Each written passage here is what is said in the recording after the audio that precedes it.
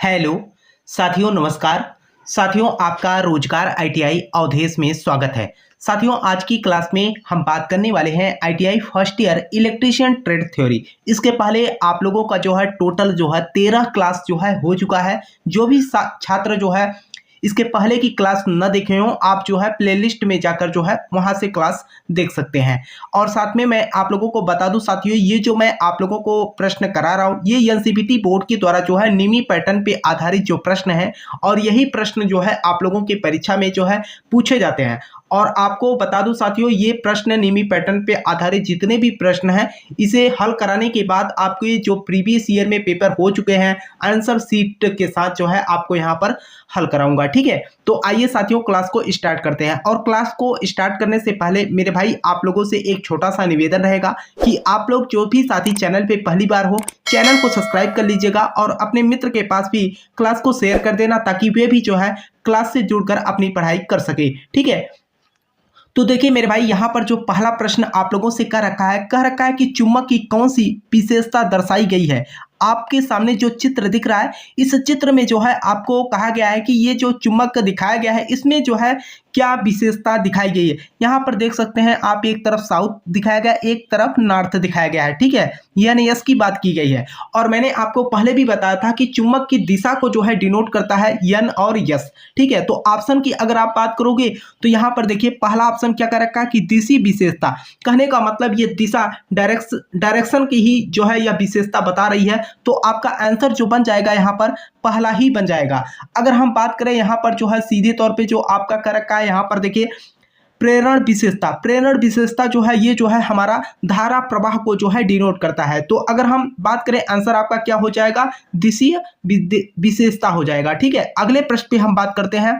देखिए आपका अगला प्रश्न जो है क्या कर रखा है, अगला प्रश्न आपका कर रखा है कि अनुचुंबकीय पदार्थ कौन सा है। अनुचुंबकीय पदार्थ के बारे में जो है आपसे पूछ रखा है कि इसमें जो है अनुचुंबकीय पदार्थ कौन सा है। और मैंने आपको पहले भी बताया मेरे भाई कि अनुचुंबकीय से रिलेटेड जो है आप लोगों के परीक्षा में 1 से 2 प्रश्न 100% आएगा, और हर वर्ष जो है रिपीट किए जाते हैं प्रश्न। अब यहाँ पर देखिए जो आपसे पूछ रखा है कि अनुचुंबकीय पदार्थ कौन सा है, तो अनुचुंबकीय पदार्थ की अगर मैं बात करूँ तो आपका वायु है। ठीक है, आंसर तो आपका ए बन जाएगा। लेकिन आपको मैं बता दूं, यहाँ पर जो आपका कांच और जल है, कांच और जो जल है यह जो है आपका प्रतिचुंबकीय है। ठीक है, क्या है, प्रतिचुंबकीय है। अगर हम इस बात की बात करें तो इस बात का आप सभी को पता ही होगा, ये क्या है, लौह चुंबकीय पदार्थ है। तो आंसर आपका यहाँ पर क्या बन जाएगा, ए हो जाएगा। आइए अगले प्रश्न पे बात करते हैं। देखिए आपका अगला प्रश्न जो है क्या कर रखा है। देखिए प्रश्न को थोड़ा सा ध्यान से आप लोग समझने का प्रयास कीजिएगा मेरे भाई। मैंने आपको पहले भी बताया है कि जो निमी पैटर्न पे आधारित प्रश्न है, यही प्रश्न अभी जब मैं आपको प्रीवियस ईयर का पेपर हल कराऊंगा मेरे भाई, तो आप देखिएगा यही प्रश्न जो है पूरा का पूरा जो है आपके सीबीटी परीक्षा में पूछा गया है। कहने का मतलब यह है कि एनसीईआरटी बोर्ड के द्वारा जो है निमी पैटर्न पे आधारित प्रश्नों को दिया गया है, और ये जो है आप लोगों के सिलेबस के अकॉर्डिंग जो है यहाँ पर प्रश्नों को दिया गया है। ठीक है, तो यहाँ पर देखिए कह रखा है कि चुंबकीकरण की किस विधि का उपयोग वाणिज्यिक उद्देश्य हेतु अस्थायी चुंबक बनाने के लिए किया जाता है। ठीक है, चुंबकीकरण की किस विधि का उपयोग वाणिज्यिक उद्देश्य हेतु अस्थायी चुंबक बनाने के लिए जो है किया जाता है। तो यहाँ पर अगर हम बात करें अस्थायी चुंबक की बात की गई है, तो अस्थायी चुंबक जो होता है आपका प्रेरण विधि के द्वारा जो है हम बनाते हैं। और प्रेरण विधि ही क्या करता है, ये चुंबकत्व को जो है पहचान करने में जो है मदद करती है। तो यहाँ पर आपका आंसर जो बन जाएगा क्या होगा, प्रेरण विधि के द्वारा जो है। ठीक है, तो आंसर आपका यहाँ पर ए बन जाएगा।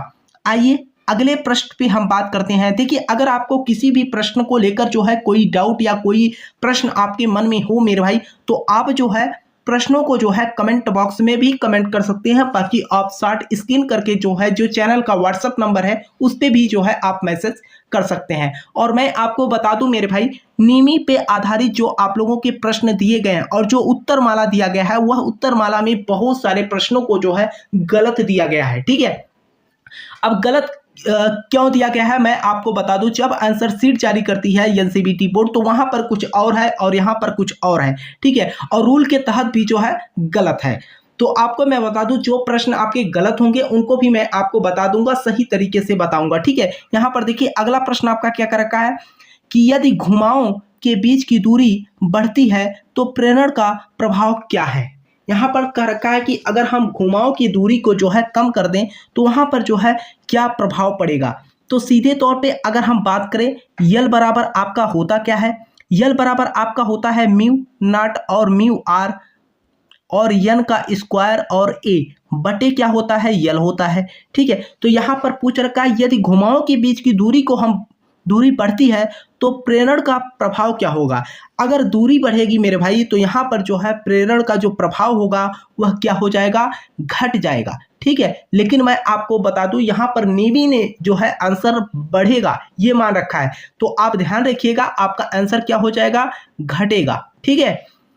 अगले प्रश्न पे आइए बात करते हैं। देखिए आपका अगला प्रश्न जो है क्या कह रखा है, अगला प्रश्न आपका कह रखा है कि संधारित्र में पराविद्युत कुचालक का कार्य क्या है। संधारित्र में पराविद्युत कुचालक का जो कार्य है वह क्या है, मेन कार्य आपसे पूछ रखा है। तो यहाँ पर अगर हम बात करें तो देखिए पहला क्या कह रखा है कि संधारित्र की ताकत बढ़ाता है।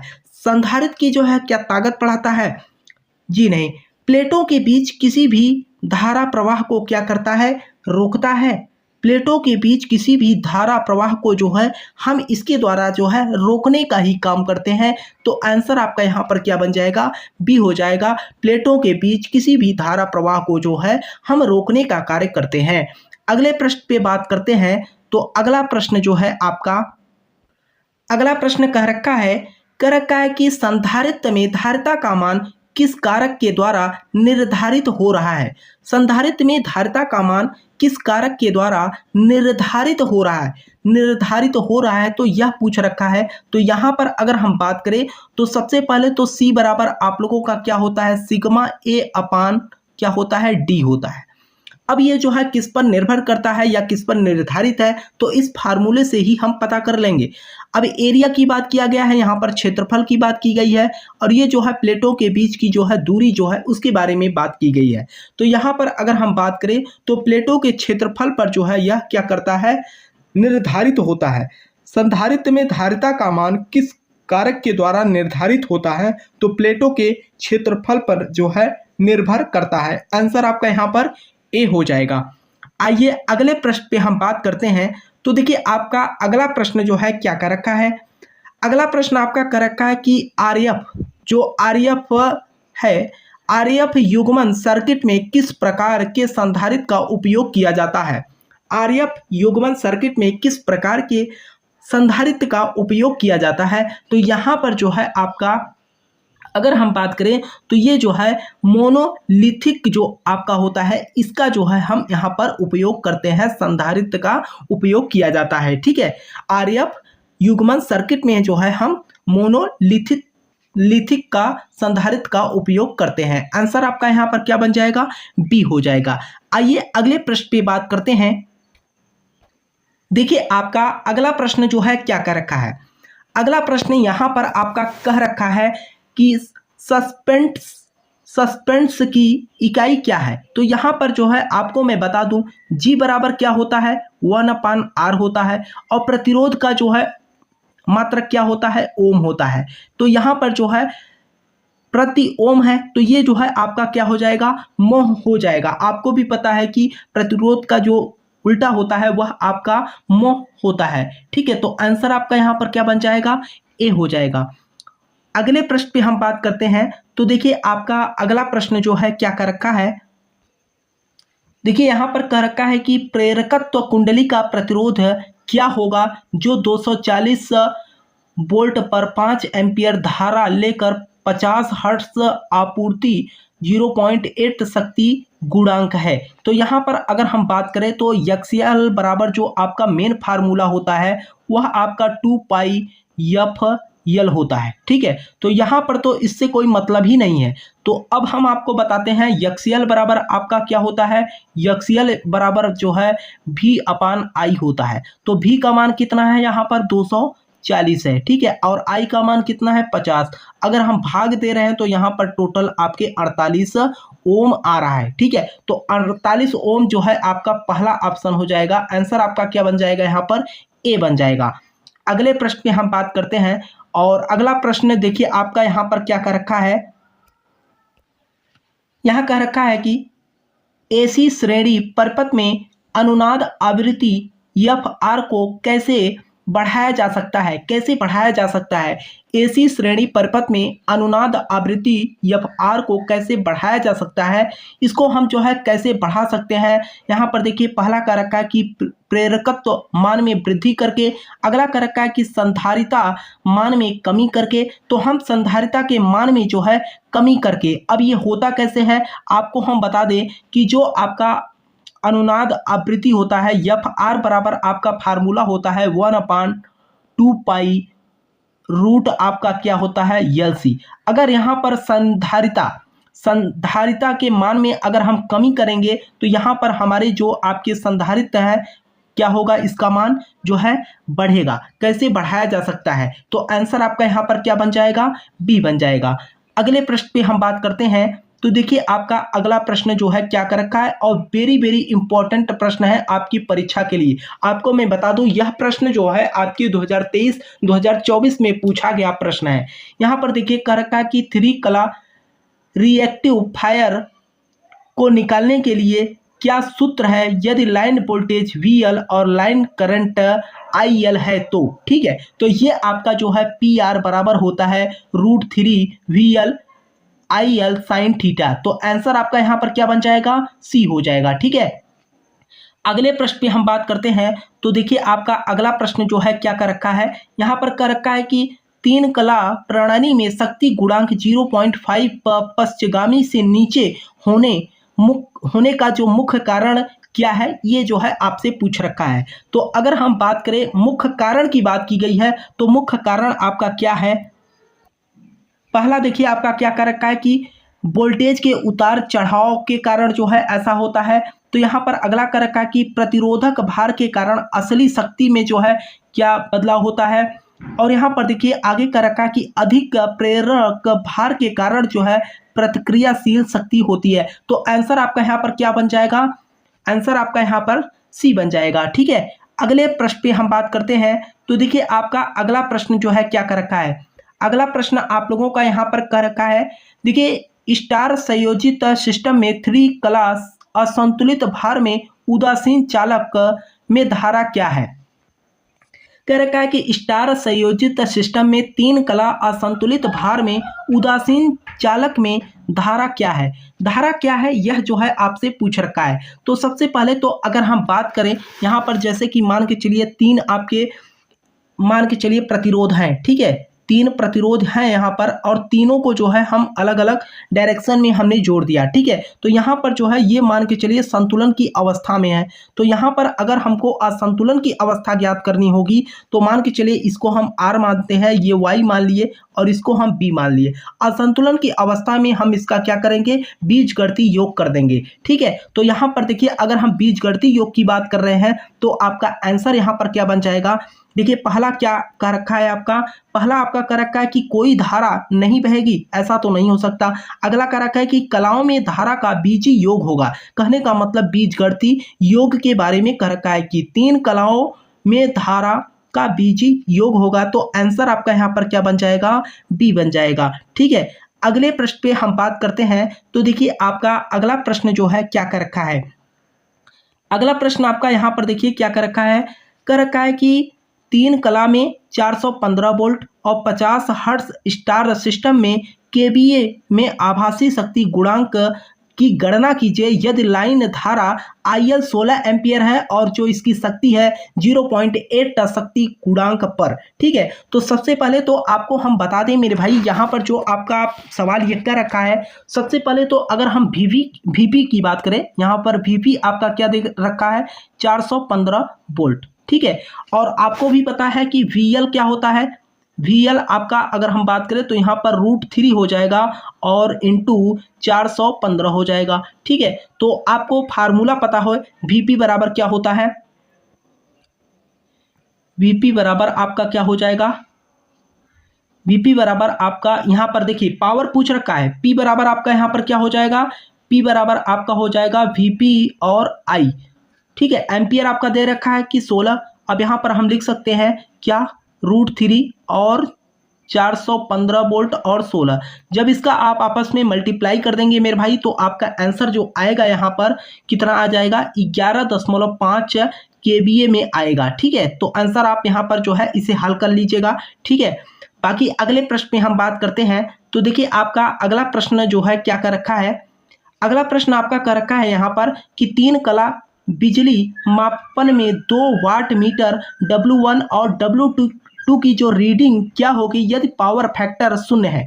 कर रखा है कि 3 कला बिजली मापन में 2 वाट मीटर W1 और W2 की रीडिंग क्या होगी यदि पावर फैक्टर 0 है। अगर पावर फैक्टर 0 है उस कंडीशन में अगर हम बात करें यहाँ पर तो आपका अगर देखिए जैसे अगर हम cos फाई की बात करें, cos फाई आपका जो है 0 का रखा है और फाई बराबर यहाँ पर 90 अंश हो जाएगा, ठीक है।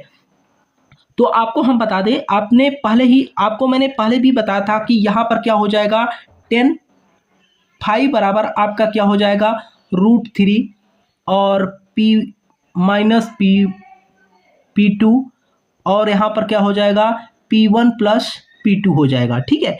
तो यहाँ पर अगर हम फाई की बात करें तो यहाँ पर फाई का जो मान है आपका क्या है, अनंत है, ठीक है। 10 अगर हम 90 अंश की बात करें तो यहाँ पर अनंत हो जाएगा। तो 1/0 बराबर √3 P minus P2 P1 minus P2 और बटे में क्या हो जाएगा, P1 प्लस P2 हो जाएगा, ठीक है। अगर हम इसका इधर भाग करेंगे तो P1 प्लस P2 बराबर 0 हो जाएगा, ठीक है। तो आप यहाँ पर देख सकते हैं सीधे तौर पे हम कह सकते हैं P1 प्लस P2 बराबर 0 या यूं हक कहें हम P1 बराबर माइनस P2, ठीक है। तो मान तो आपस में बराबर है लेकिन आप देख सकते हैं इनके चिन्ह में जो है बदलाव हुआ है।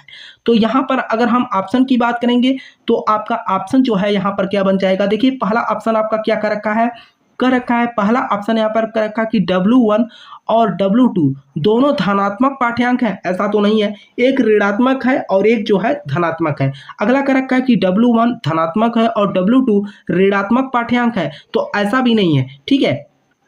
ऐसा तो है लेकिन इनके मान जो है आपस में बराबर होने चाहिए, चिन्ह में तो बदलाव है लेकिन जो है इनके मान भी तो आपस में बराबर होने चाहिए।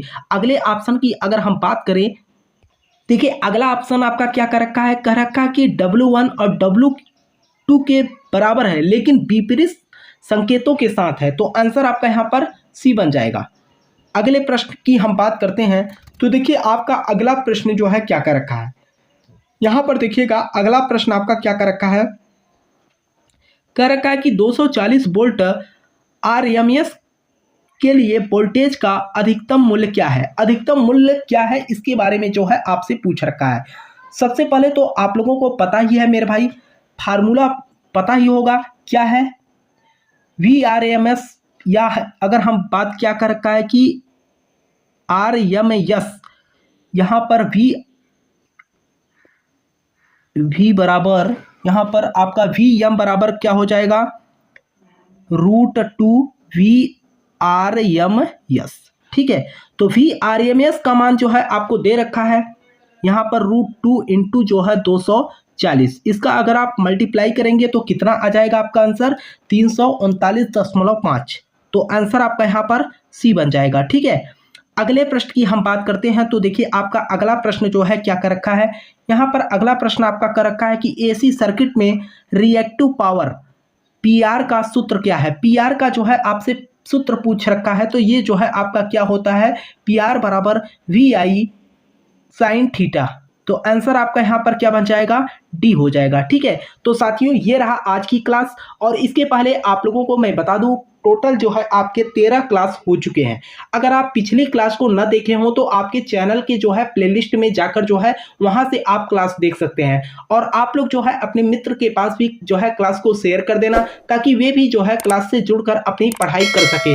आप लोगों को पता ही है मेरे भाई कि आप लोगों की जो है परीक्षा का डेट जो है ये NCBT बोर्ड की तरफ से जारी कर दिया गया है, और उसकी तैयारी जो है यहाँ पर चल रही है। तो आप लोग जो है सही ढंग से यही प्रश्न जो है आप लोगों के परीक्षा में जो है आएंगे। बाकी मैं मैं अभी आपको प्रीवियस ईयर का भी पेपर हल करा दूंगा। ठीक है, तो मुझे उम्मीद है साथियों की क्लास आप लोगों को समझ में आई है। अगर आपको किसी भी प्रश्न को लेकर कोई डाउट हो तो आप नीचे कमेंट बॉक्स में भी कमेंट कर सकते हैं। बाकी चैनल का व्हाट्सएप नंबर है, उस पर भी आप लोग मैसेज कर सकते हो। ठीक है, तब तक के लिए साथियों आपसे हम मिलते हैं नेक्स्ट क्लास में। तब तक के लिए जय हिंद, जय भारत।